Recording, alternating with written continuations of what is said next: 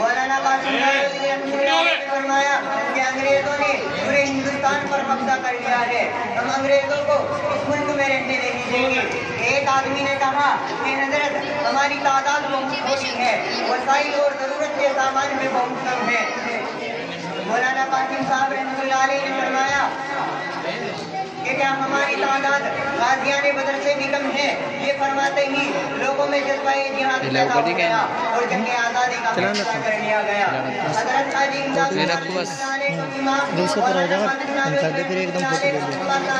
اور مولانا رشید احمد کو غازی بنایا گیا۔ مجاہدین ہزاروں کی تعداد میں جمع ہو گئے، شاملی کے میدان میں انگریزوں سے مقابلہ ہوا اور علامہ دیوبند اور دیگر مسلمانوں نے شاملی اور دوسرے مقامات پر قبضہ کر لیا، لیکن اس جنگ عظیم میں حافظ ذاکر رحمۃ اللہ علیہ شہید ہو گئے۔ مولانا قاسم اور مولانا رشید احمد زخمی ہوئے۔ حافظ ذاکر رحمۃ اللہ علیہ کے شہید ہوتے ہی حالات بدل گئے۔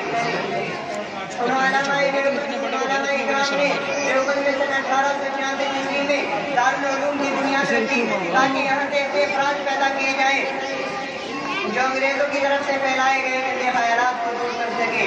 یہ دارالعلوم دیوبند ایک مضبوط اسلامی قلعے کی طرح تھا، ہے وہ رہے گا انشاءاللہ۔ دوستو، ہم سے یہ سوال ہوتا ہے کہ مسلمانوں نے ہندوستان کو کیا دیا ہے؟ جاؤ ہمالیہ کی بلندی سے پوچھو، تاج محل کی رانائی سے پوچھو، سرزمین ہند کی شادابی سے پوچھو، ہندوستان کے صحراؤں سے پوچھو، آسمان کے تاروں سے پوچھو، قطب مینار کی بلندی سے پوچھو، لال قلعے کے جھنڈے سے پوچھو، جامع مسجد کی عظمت سے پوچھو، یہ سب بتلائیں گے کہ ہم مسلمانوں نے ہندوستان کو کیا دیا ہے۔